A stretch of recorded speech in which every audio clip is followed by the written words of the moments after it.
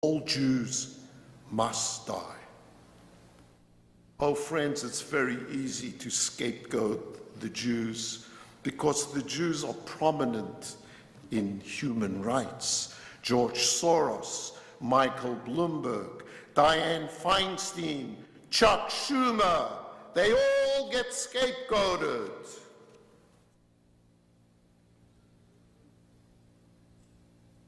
So, I'm going to turn to our Torah portion today, Chaye Sarah. What kind of solace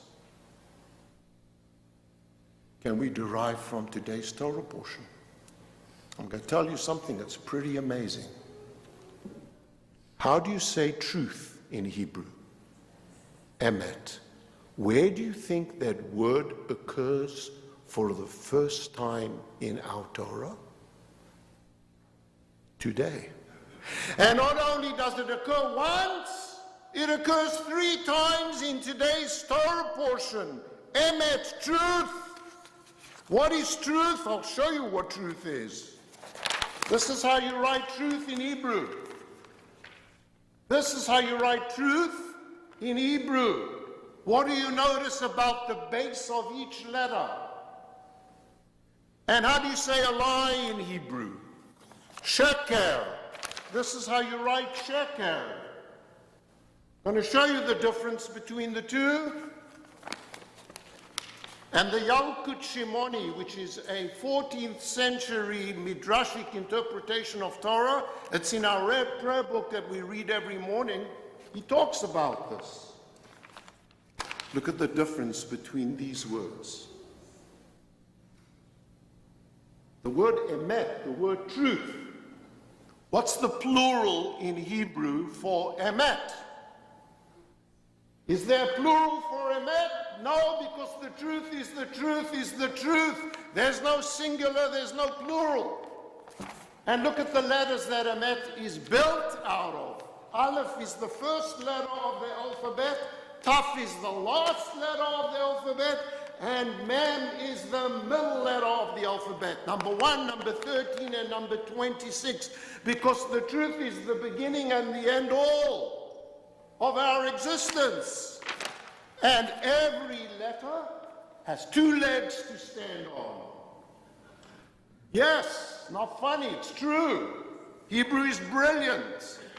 Every letter of truth has a solid foundation. It stands on 2 legs. And sheker is constructed out of the second last, the third last, and the fourth last letters of the Hebrew alphabet reversed. Because lies reverses the truth, and it only has 1 leg to stand on. Every letter has 1 leg to stand on. Friends, there's only one way to the truth. And there's not that many people who are truthful. And lies, they all come together. So let's examine quickly the context in which emet, truth, is used for the first time today. It's beautiful. Eliezer, Abraham's assistant, is sent to find a wife for Isaac, a suitable wife. And he makes a pact with God. God, give me a sign. How am I going to know who's the right woman for Isaac? And he says, and you know what it's all about? Kindness to strangers. If I find someone, a woman, a nice woman, and I ask her for a little water, and she says, not only will I give you water, I will give your camels water as well. She's the woman who's fit to be the ancestor of the Jewish people and the wife of Isaac. And what does the Torah say? This happens. And Eliezer, who's not even Jewish, prays to God. And he says in Genesis 24:27, Baruch Hashem. This is Eliezer. Baruch Hashem, he says. Elokei Adoni Abraham, the God of my master Abraham. Listen to this. Asher lo azav, who did not abandon, did not withhold, chasto va'amito. Chasto, chesed, kindness, va'amito, and truth from me. Truth and kindness, friends, go hand in hand. Why? Because truth is subjective. Everybody has their own idea of what's the truth. How many of you are lawyers and judges over here? You go to court and this guy thinks he's right and that guy thinks he's right. So truth has to be administered together with kindness. We learn that from the Torah from today. The Talmud has a classic story. Many of you know the story about an argument, a discussion between the great Rabbi Hillel and the great Rabbi Shammai. And they say, how do you describe a bride on her wedding day? And Shammai, who is a realist, Shammai says, Kala kamot shehi. Describe her exactly as she is. If she's a misguide, she's a misguide. And Hillel says, don't be ridiculous. This is the woman's wedding. Which bride is ugly on her wedding? He says, Kala na'a v'chasuda, beautiful and charming, regardless. They both right. Even if she's a misguide, don't call her a misguide. Because, friends, the truth has to be coated with kindness, with chesed. We learn it right in the Torah today, and the Talmud tells us in Sanhedrin, Yesh panim lechan ulechan. There's a face for this side and a face for that side, and the Democrats think they're right, and the Republicans think they're right, and you know what? You can't watch TV today. You know why you can't watch TV today? Have you tried fact-checking all the political ads that are on television? DeWine versus Cordray, and Brown versus Ranucci, whatever his name is. They lie? I'm telling you, check it out. Or they exaggerate. Both sides. This is what our political discussion has become in this country. You have to lie to win. Are you so desperate to win?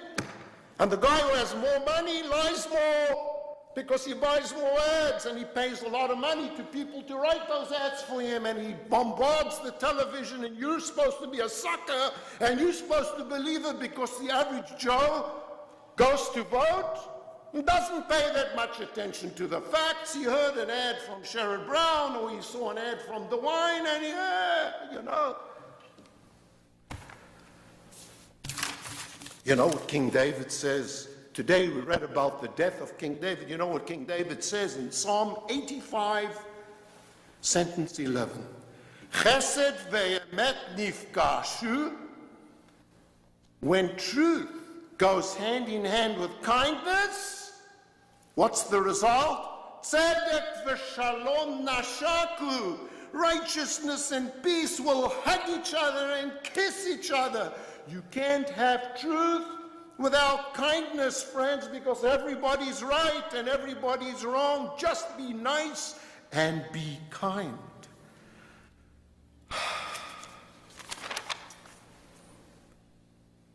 And it goes on and on. We have so much wisdom. Pirkei Avot, Ethics of the Fathers, again, right at the very beginning, chapter 1, Mishnah 9. Chachamim hizaharu b'divreichem.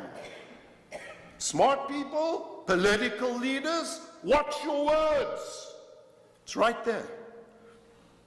Because Berov Devarim tells him, Mishlei, King Solomon, David's son, Berov Devarim, if you talk a lot, this goes for our president, Lo yechtal pesha, you're going to say something wrong. So there's a time to be vayidom aharon. There's a time to be quiet, like Aaron. There's a time to shtok, as God says to Moses. And there's a time to speak up and to do something about it. Freedom of speech, social media. How free is freedom of speech? I went on Gap. What's Gap? The perpetrator, the murderer, wrote on Gap. I went on Gap. You know what Gap says? We will continue to fight, it says, to defend freedom against tyranny. Really? Isn't what the murderer wrote on Gap, isn't that tyranny? So how much speech is freedom of speech? Where do you draw the line? If in silence, maybe we should shut down Gap. Twitter and Facebook are starting to censor. Friends, we can talk all day about this. What comfort can we derive?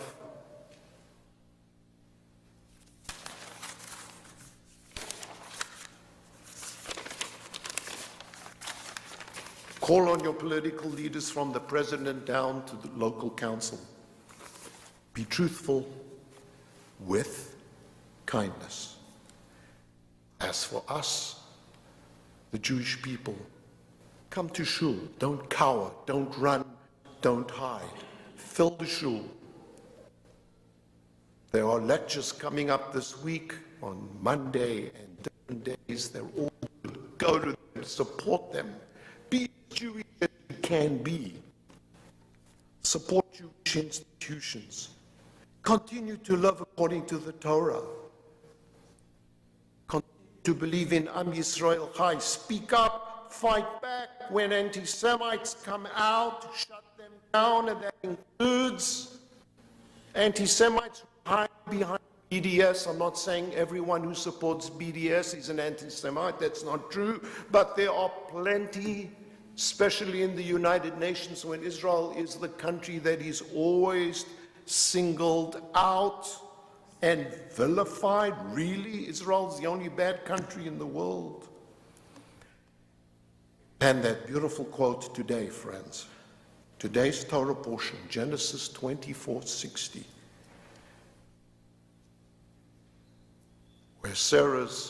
where Rebecca's brothers say to her, Achotenu, our sister, at hayi la'alfei revava. You will become a myriad of thousands of blessings. And then it says, Ve'yirash sarech, your descendants will inherit sha'ar oivav, the gate of your enemies. It's right in the Torah today, friends. I heard Rabbi Myers of Tree of Life say that his congregation will grow many more branches on their tree. And like that holiday of Hanukkah, we as Jews need to spread that light, the light of Torah, the light of mitzvot, of the commandments of the Torah, the light of truth, truth couched together with kindness. And in the words of the Haftarah that David chanted so beautifully this morning, the very last line of the Haftarah, how did it end? Yechi HaMelech David Leolam. David, King of Israel, will live on forever. Am Yisrael Chai, David Melech Yisrael, Chai v'Kayam. Please rise for the memorial prayer for the 11 victims of Eitz Chaim in Pittsburgh.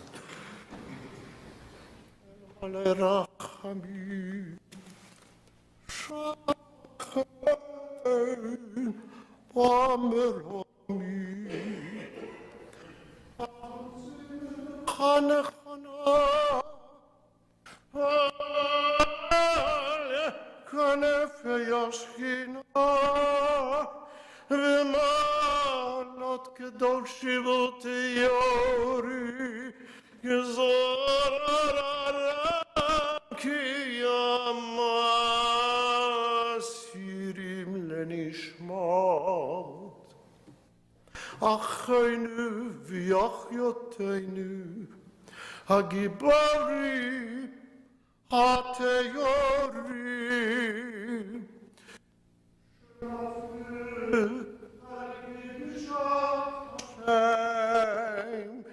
behikehila kedosha et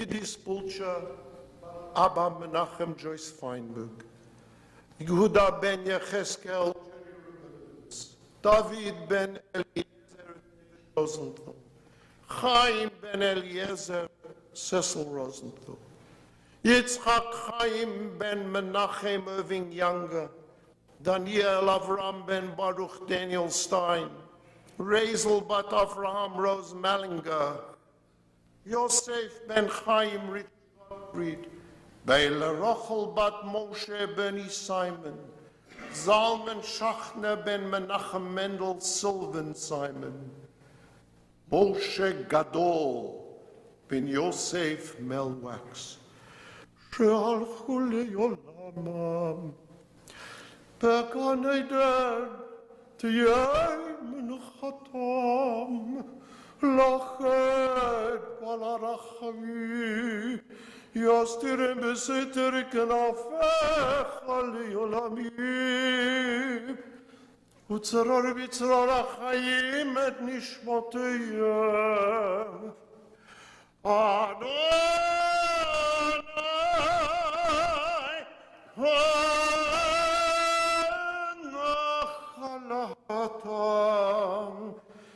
Ve'anuch v'shalom v'nomar Amen. This is dedicated by Zev Steinberg to the baby whose birth was supposed to take place last Shabbos morning. Little boy, what's your name?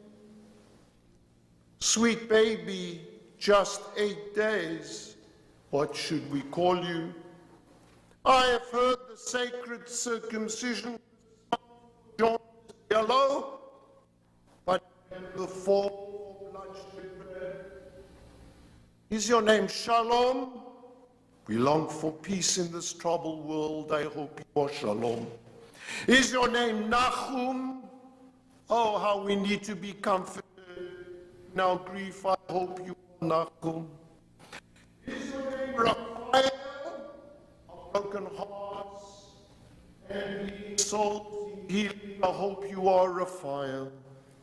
You should have been carried high into the congregation on Shabbat morning, passed from loving hands to loving hands on a cushioned pillow to receive your Jewish name. Instead, your elders fell and were carried out on stretchers in plastic bags, their names on tags. Is your name Moshe? Our unbearable anguish and rage demands justice. I hope you are Moshe. Is your name Ariel? We need the ferocious strength of lions to protect our people. I hope you are Ariel. Is your name Barak?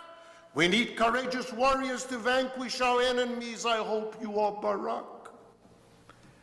The blood on Shabbat morning was supposed to be covenantal, not sacrilegious. Sacramental, not sacrificial. Sacred, not unholy. The tears were supposed to be about the joy, not about the sorrow. The cries were supposed to be mazel tov, not yitkadal v'yitkadash. Is your name Simcha? Into sadness by bringing joy into our world. Simcha is your name Yaron. We need an end to mourning by bringing song into our lives. I hope you are Yaron. Is your name Matan? We need the gift of children who will bring a better tomorrow. I hope you are Matan. So little boy, what's your name? Take them all if you will. Take 1,000 names. Be peace and comfort and healing. Be justice and strength and courage. Be joy and song and a gift to the world. Be every good name and every good thing. And sweet baby, take one more name, if you will, because I hope you will be blessed with a long, blissful, beautiful life. I hope they will be Chaim. Friends, let's say Kaddish.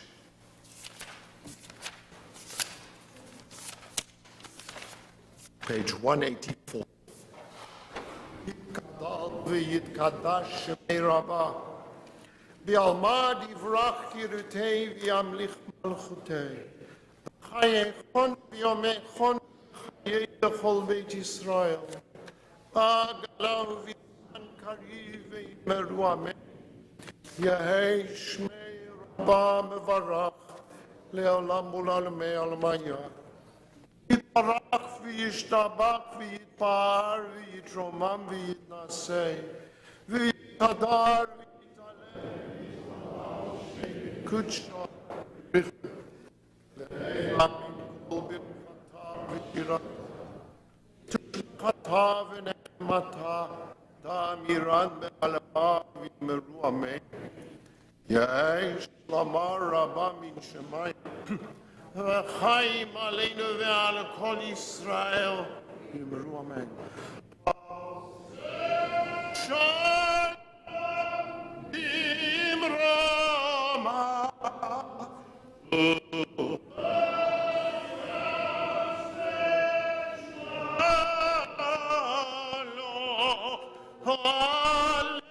עלינו ועל